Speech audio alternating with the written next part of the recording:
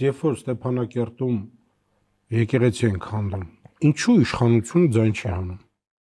Դա չէ որ խաղաղության օրակարգի դեմ չի, ձեր ասած այդ փիլիսոփայությանը լավ ապրելու, տարածաշրջանի հետ երկրների հետ նորմալ լինելու դեմ չի։ Մենք հայտարարել ենք մի բան, որ մեր համար եւ մեր ժողովրդի համար եւ մենք դա շարունակելու ենք, Ղարաբաղյան շարժումը փակված է։ Ինչ կապ ունի դա դրա հետ։ Ուղիղ կապ ունի։ Եթե դու անում ես գործողություններ, որոնցով վերա կենթանացնում ես Ղարաբաղյան շարժումը, դրանից բխող կոնֆլիկտային տրամաբանությամբ, որտեղ դա կոնֆլիկտի սրում է նշանակում։ Ինչու՞։ Որովհետև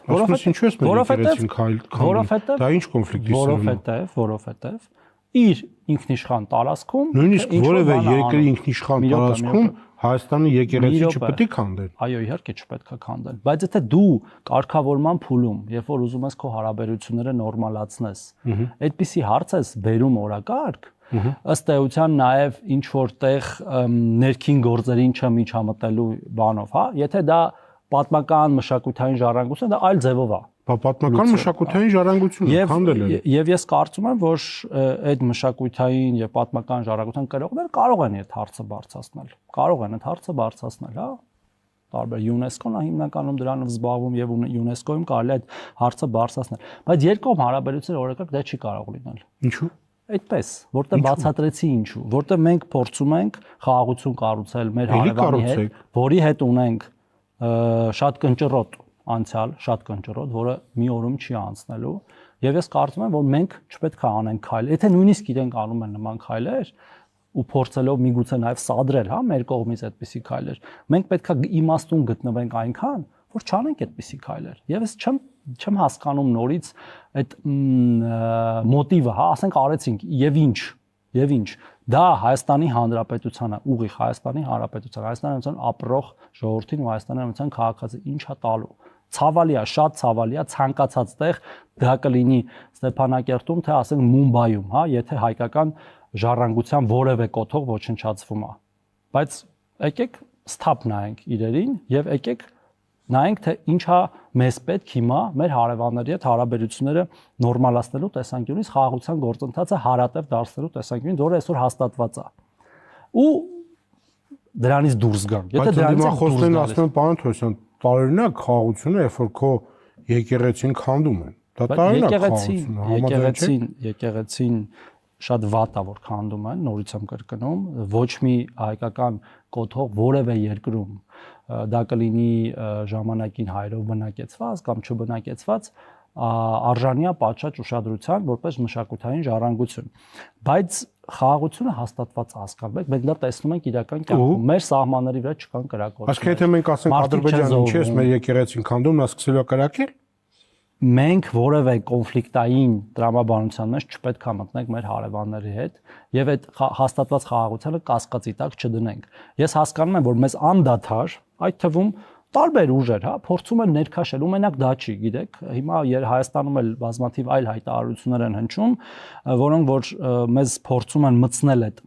բանավեճի մեջ, որը կոնֆլիկտային է ամբողջովին, որպեսզի նորից հարաբերությունները սրվեն, հասկանում եք։ Ասեք, ոչ մի կոնֆլիկտի մեջ պետք չի մտնել, պարզապես պետք է ասել ինչու է քանդում մեր մշակութային ժառանգությունը։ Ուր է այդտեղ կոնֆլիկտ։ Ասեցինք, ինչու է քանդում մեր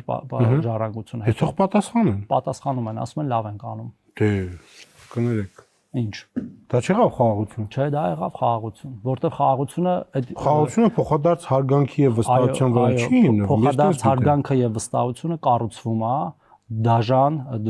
դժվար աշխատանքով, որը որ մենք փորձում ենք անել։ Երբ որ երկու պետություններ, տասնամյակներ